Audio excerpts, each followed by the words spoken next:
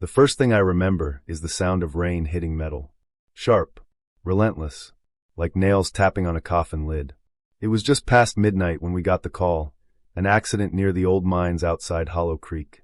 I'd driven that road 100 times, but that night, the fog felt different. It wasn't just hanging in the air. It was moving, curling around the ambulance lights as if it were alive. I gripped the steering wheel tighter than usual. My partner, Ben, sat beside me, flipping through the radio channels, trying to break the static. "Bad signal again," he muttered. "This place eats frequencies." I didn't reply.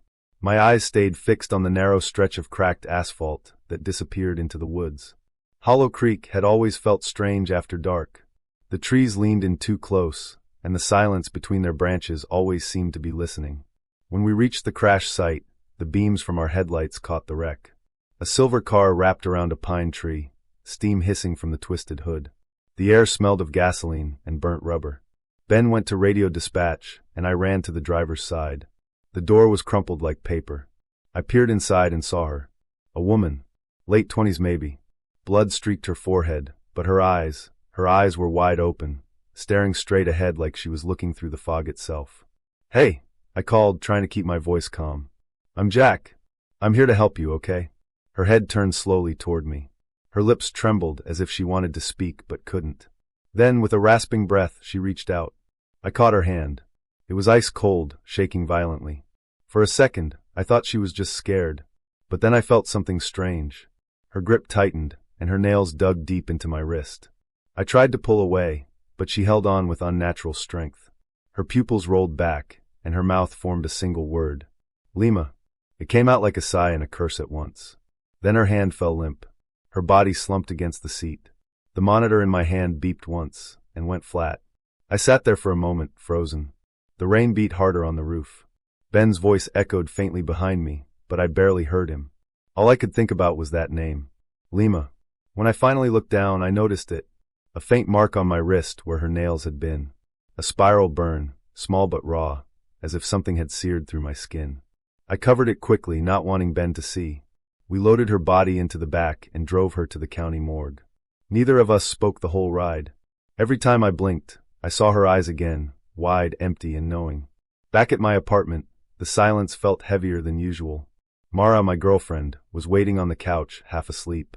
The TV flickered faintly, washing her face in a cold blue light. "You're late," she mumbled, stretching. "Bad crash," I said, taking off my jacket. "Young woman. Didn't make it." Mara's expression softened. "I'm sorry, Jack." "Yeah," I said quietly. "Me too." We ate in silence. I couldn't shake the image of that spiral burn on my wrist. It still tingled, as if something beneath my skin was moving. Mara noticed me rubbing it. "You okay?" she asked. "Yeah, just tired." She smiled faintly, but there was something off about it. Maybe it was the light. Maybe it was me. Her smile didn't reach her eyes. After dinner, I went to the bathroom to wash up. The mirror fogged with steam, but when I wiped it clean, I froze. My reflection didn't move right away. For a split second, it lagged, still staring at me even after I turned away. I stood there, my heart pounding. The reflection blinked. Then it smiled. I wasn't smiling. The lights flickered, and I stumbled back, hitting the door. When they steadied again, everything was normal. Just my tired face staring back. I told myself it was exhaustion. Too many night shifts. Too much caffeine. But later that night, as I lay in bed beside Mara, I heard something. A whisper. It came from the dark corner of the room, where the shadows were thickest. My name. "Jack." I sat up quickly. "Mara?" She stirred beside me, half asleep. "What? Did you say something?" "No," she turned over, pulling the blanket tighter. "Go to sleep." I tried to, but the voice didn't stop. It came again, softer this time, right beside my ear. "You saved what was mine." I turned on the lamp. Nothing. Empty room. Just the sound of rain tapping against the window. I looked at my wrist again. The burn was glowing faintly, a dark spiral pulsing under the skin. My chest tightened. I could feel my pulse sinking with it. Then, from the mirror across the room, I saw movement. My reflection was smiling. I wasn't. That's when I knew the woman from the wreck hadn't just died. She'd left something behind. Something that followed me home. The morning light didn't feel real anymore. It looked pale and washed out, like the sun had lost its warmth overnight. I sat on the edge of my bed, staring at the spiral burn on my wrist. It was darker now. Thin black lines crawled from it like veins under my skin.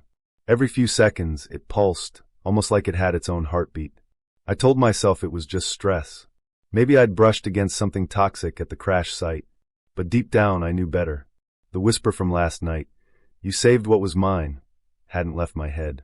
When I looked over, Mara was already awake. She was sitting on the other side of the bed, her back to me.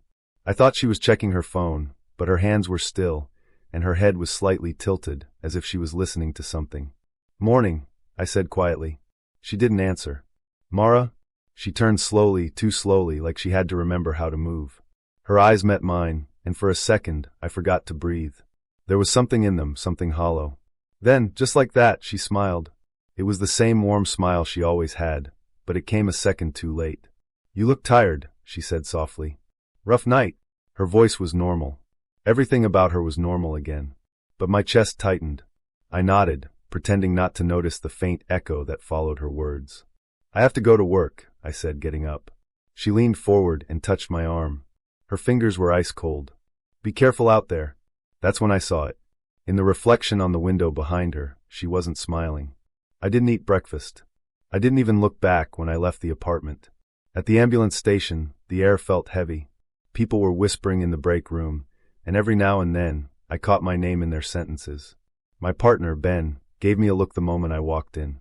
"Jack," he said quietly, "about that woman from last night." I froze. "What about her?" They ran her name. No ID, no records. Nothing. But get this, the car was registered to Dr. Owen Harker. You know, that history guy from the college? The one who went missing last year. I frowned. The local legend guy? Yeah. He wrote that weird book about Hollow Creek's curse or something. Guess who was holding it when we found her? I remembered the way her cold fingers dug into my skin. The spiral mark. The whisper. Ben kept talking, but his voice started to fade. I could feel the burn on my wrist heating up again, pulsing faster, like it was reacting to the sound of her name. After work, I drove to my brother Daniel's house.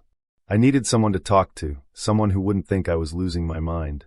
He'd always been the logical one. If anyone could make sense of this, it was him.